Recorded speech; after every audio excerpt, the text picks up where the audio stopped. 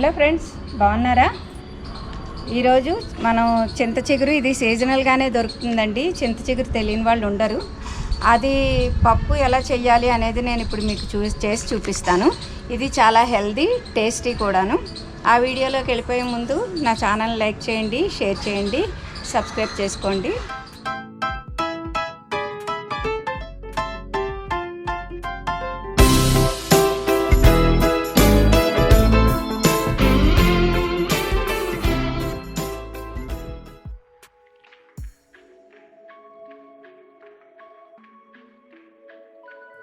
అదిగోండి చింత చిగురు అలా ఉంటుంది కదా, దాన్ని శుభ్రంగా మనం అలా దొరుకుతుంది, మార్కెట్లో తెచ్చుకుంటాం. కానీ మనం అలా పుల్లలు దీనిలాగా ఉంటుందన్నమాట. అవన్నీ శుభ్రంగా తీసి క్లియర్ చేసేసుకోవాలి. వాటితోనే వేసేసుకుంటే ఆకు మెత్తగా ఉడికిపోయి కాళ్ళే బయట కనిపిస్తూ ఉంటాయన్నమాట మనకి. అది చూసారా, నేను తీస్తే ఎంత చెత్తలాగా వచ్చిందో. అలాగా ఆకంతా శుభ్రం చేసుకోవాలన్నమాట. ఇది సీజనల్గా దొరుకుతుంది, ఎప్పుడూ దొరకదు. అందుకని దొరికినప్పుడే దీన్ని మనం వాడుకోవాలన్నమాట. ఇది హెల్త్కి కూడా చాలా మంచిదే. ఆకుని శుభ్రంగా కడిగేసుకోవాలి 2-3 సార్లు. మనకి మార్కెట్లోని ఆకుకూరలు ఎలాగో దొరుకుతాయో అలాగే దొరుకుతుంది, కానీ చాలా ఇసుక కానీ మట్టి కానీ దుమ్ము ఉంటుంది. ఒక 2 సార్లు కడిగి చిన్న నెట్లాడిది ఉంటే దానిలో వేసేసుకుంటే మనకు ఆకు ఎటు పడిపోకుండా ఉంటుందన్నమాట. అలా శుభ్రంగా కడిగేయాలి.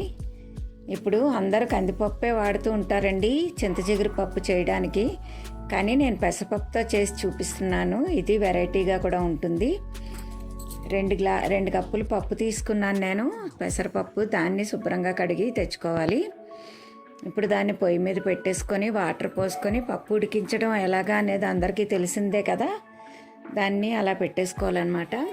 ఇంకొక చిన్న టిప్ ఏంటంటే, పప్పు ఉడుకుతున్నప్పుడు కొంచెంగా సాల్ట్ వేసామంటే మనం జిగురు రాకుండా ఉంటుంది పెసరపప్పు. పసుపు కూడా ముందే వేసేసుకోవాలి.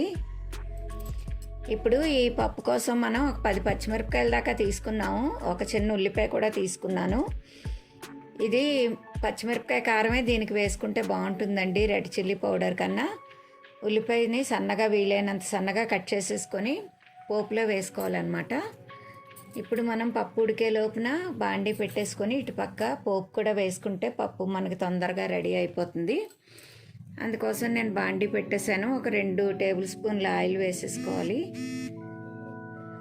మధ్యలో పప్పు మాడిపోకుండా మనం కలుపుకుంటూ చూసుకుంటూ ఉండాలండి.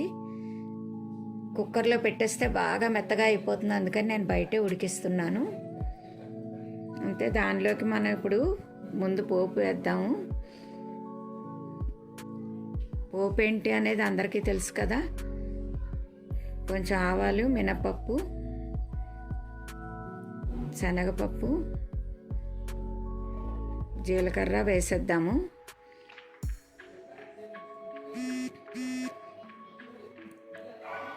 అంతే, అది బాగా వేగనివ్వాలి పోపు. ఈ చింత చిగురు అనే దాంతో మనం ఇప్పుడు పప్పు చేసుకుంటున్నాం, కానీ పచ్చడి కూడా చేసుకోవచ్చండి. చాలా బాగుంటుంది. ఈసారి కనుక నేను తీసుకొస్తే మళ్ళీ మీకు పచ్చడి చేసి చూపిస్తాను. అది కూడా చాలా బాగుంటుందన్నమాట. ఈ చింత చిగురు హెల్త్కి చాలా మంచిది కాబట్టి మనం వాడితే, సీజన్గా దొరుకుతుంది, ఇప్పుడే దొరుకుతుంది కాబట్టి దొరికినప్పుడే వాడాలి రకరకాలుగా. ఒక ఎండుమిరపకాయ కూడా పోపులో వేస్తే బాగుంటుందని నేను వేసాను, ఒక మిరపకాయ. కొంచెం ఇప్పుడు ఇంగువ కూడా వేద్దాం.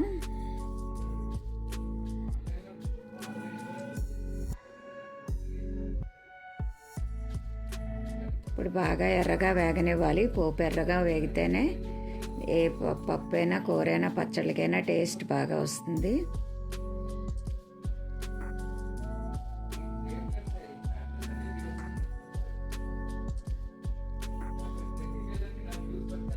ఇది మనం రెడ్ చిల్లీ పౌడర్ వాడట్లేదు కాబట్టి పచ్చిమిరపకాయలు 10 పచ్చిమిరపకాయల దాకా తీసుకొని మనం వేయించుకోవాలన్నమాట బాగా.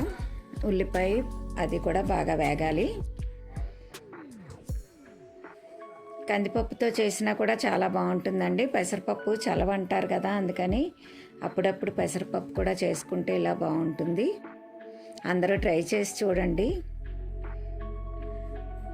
ఇప్పుడు కడిగిన చింత చిగురు మొత్తం వేసేద్దాము దీంట్లో.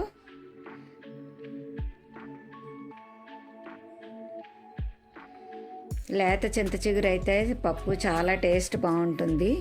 కొంచెం ముదిరింది దొరికింది అనుకోండి, మరి ఇంకొంచెం సేపు వేగనివ్వాలి, ఉడకనివ్వాలి, అంతే. పెద్ద తేడా కాదు, కానీ టేస్ట్ అయితే లేత చింత చిగురు తెచ్చుకున్నప్పుడు టేస్ట్ చాలా బాగుంటుంది ఆ పప్పుకి. దీని సహజంగా ఉన్న పులిపే మన పప్పుకి సరిపోతుంది అనమాట. పైనుంచి ఇంక మనం పులిపేమీ వేయాల్సిన అవసరం ఉండదు.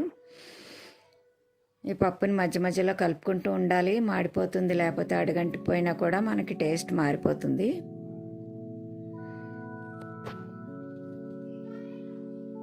చూసారా, అలా వేగనివ్వాలి. పప్పు వేగిన వెంటనే మనం కొంచెం నీళ్లు పోసుకొని దాన్ని మెత్తగా ఉడికించుకోవాలన్నమాట. ఆకుకూరే కదా, తొందరగానే ఉడికిపోతుంది, పెద్ద టైం ఏం పట్టదు. దాని మీద కాసేపు మూత పెట్టి 1 నిమిషం ఉడికిస్తే సరిపోతుంది. చూసారా, దాని కలర్ కూడా మారిపోయింది. ఇప్పుడు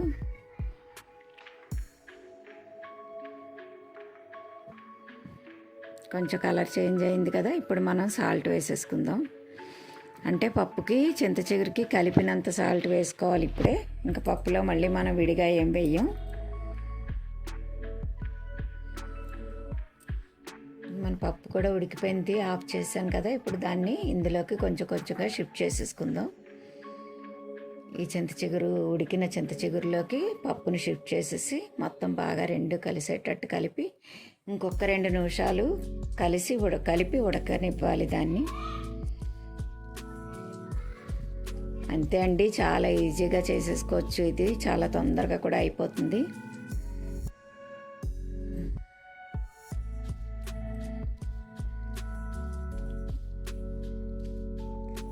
పైనుంచి కొంచెం ఫ్రెష్గా ఉన్న కరివేపాకు, అంటే నేను పోపులో వేయించలేదండి, కరివేపాకు ఫ్లేవర్ వేడిగా ఉన్నప్పుడు పచ్చిది వేసేస్తే చాలా బాగా వస్తుంది. అందుకని ఆ ఫ్లేవర్ కోసం నేను ఇప్పుడే కరివేపాకు వేశాను. అంతే అండి, మన చింత చిగురు పప్పు రెడీ అయిపోయింది. మనం సర్వింగ్ బౌల్లోకి తీసేసుకుందాం. Thank you for watching.